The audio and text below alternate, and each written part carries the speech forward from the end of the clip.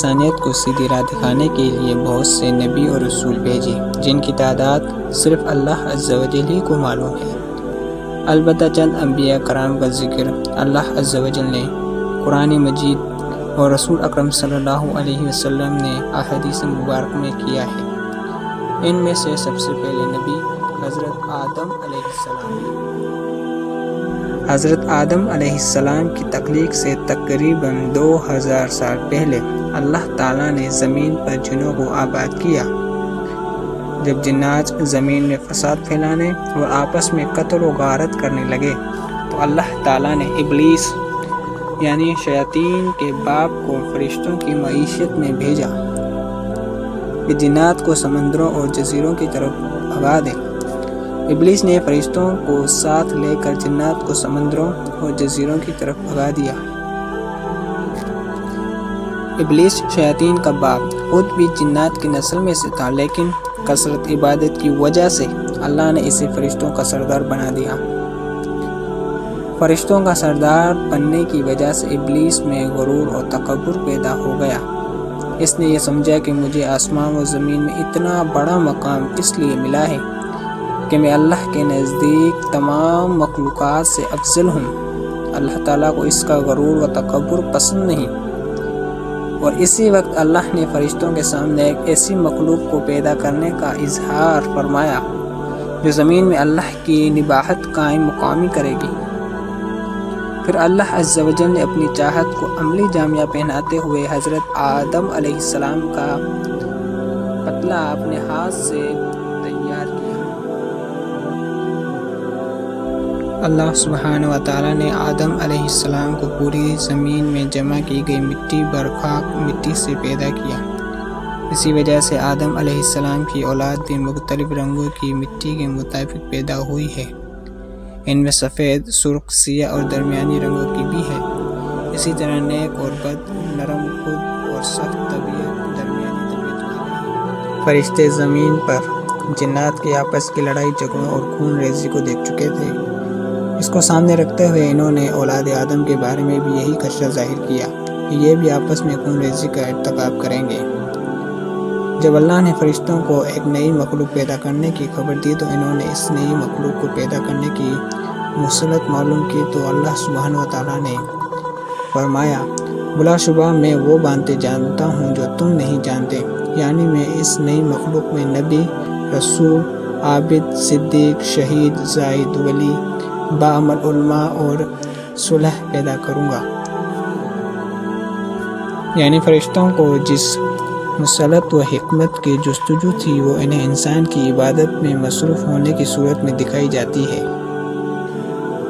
اللہ سبحانہ و تعالیٰ نے آدم علیہ السلام کے جسم میں روح پھونکی اور فرشتوں کو اس بات کا پابند کر دیا کہ جیسے ہی میں آدم کی تخلیق مکمل کر کے اس میں روح ڈال دوں تو تم ان کے سامنے سجدہ کرو۔ جب اللہ سبحانہ و تعالیٰ نے آدم کی مکمل شکل صورت بنائی اور اس کے بعد اس میں روح ڈالی تو فرشتے اللہ کے حکم کی تکمیل کرتے ہوئے فوراً آدم علیہ السلام کے سامنے سجدہ کرنے لگے۔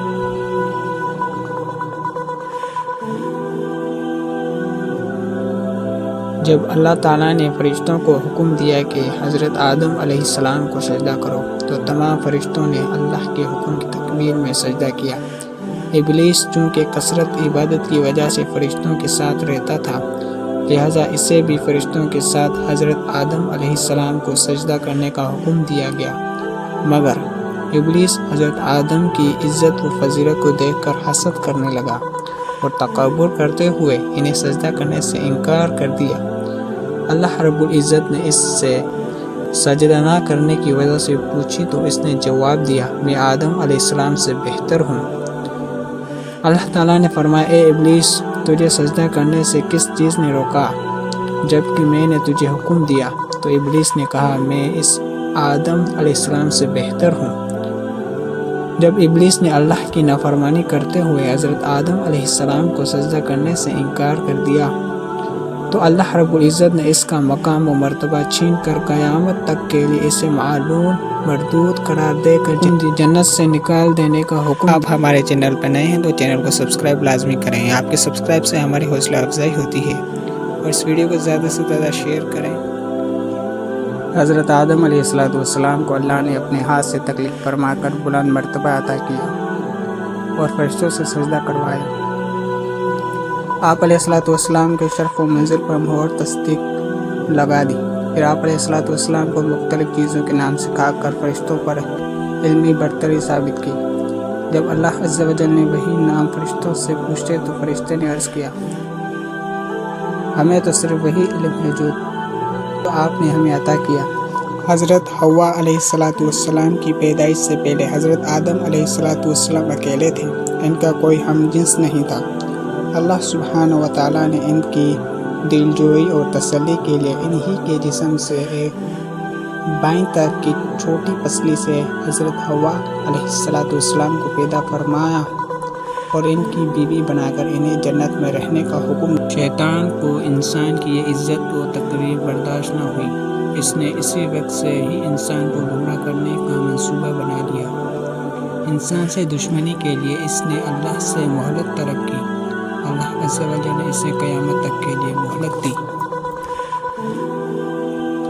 اللہ تعالیٰ نے ابلیس کو قیامت تک کے لیے مہلت دینے کے بعد بنی نوح انسان کو ابلیس کی دشمنی سے آگاہ فرما دیا، نے وضاحت کر دی کہ تمہارا سب سے بڑا دشمن شیطان ہے۔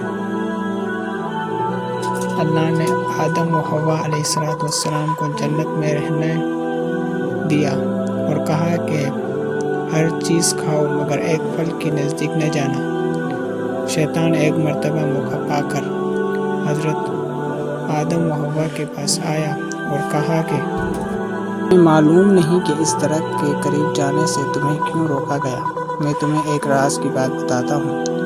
اللہ تعالیٰ نے تمہیں اس درخت کے پاس جانے سے اس لیے روکا ہے کہ اگر تم اس پھل کو کھا لو گے تو فرشتے بن جاؤ گے یا پھر ہمیشہ کے لیے جنت میں رہو گے۔ حضرت آدم و حوا علیہ السلام ابلیس کو اپنا ہمدرد و خیرخواہ سمجھ کر اس کے بہکاوے میں آ گئے۔ جس درخت کے پاس جانے سے اللہ عز و جل نے منع کیا تھا اس کے پاس چلے گئے اور جیسے ہی اس درخت کا پھل چکھا تو ان کے جسم پر جتنے بھی لباس تھے فوراً اتر گئے، اور اللہ عز و جل نے انہیں زمین پر اترنے کا حکم دیا اور ساتھ ابلیس کو بھی زمین پر اتار دیا۔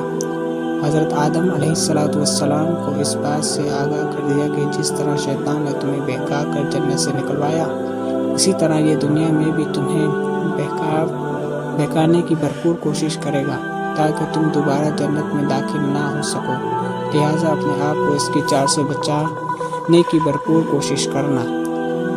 حضرت آدم و حوا علیہ السلام کو اللہ تعالیٰ نے جنت سے نکال کر زمین پر اتارا۔ زمین پر اترنے کے بعد انہیں جنت اور اس کی راحت و سکون والی زندگی یاد کی اور انہیں اپنی غلطی کا احساس ہوا اور وہ فوراً اللہ سبحانہ و تعالیٰ کے حضور توبہ کرنے لگے۔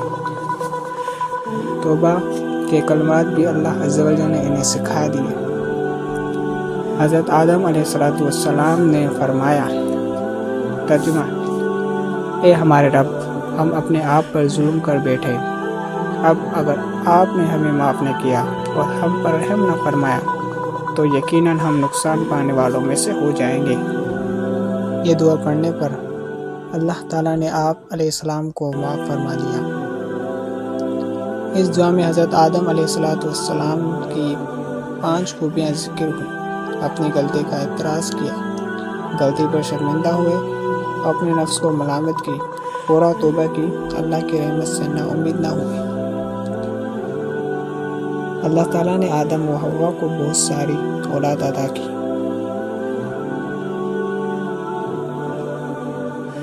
جب حضرت آدم علیہ السلام کی وفات کا وقت قریب آیا تو انہوں نے اپنے بیٹوں سے فرمایا، اے میرے بیٹوں، میرا جنت کے پھل کھانے کو جی چاہ رہا تھا۔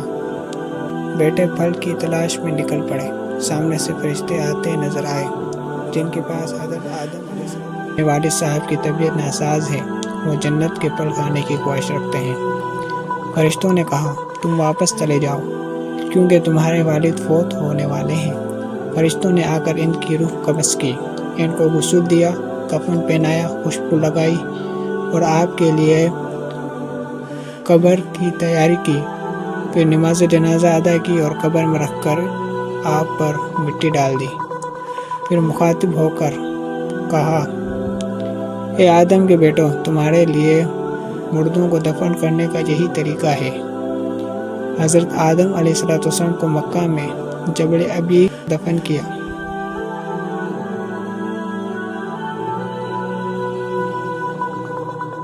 ویڈیو دیکھنے کا بہت بہت شکریہ۔ اگر آپ کو ویڈیو پسند آئی ہو تو اپنی قیمتی رائے کا اظہار کمنٹ باکس میں ضرور کیجیے گا۔ آج کے لیے اتنا ہی۔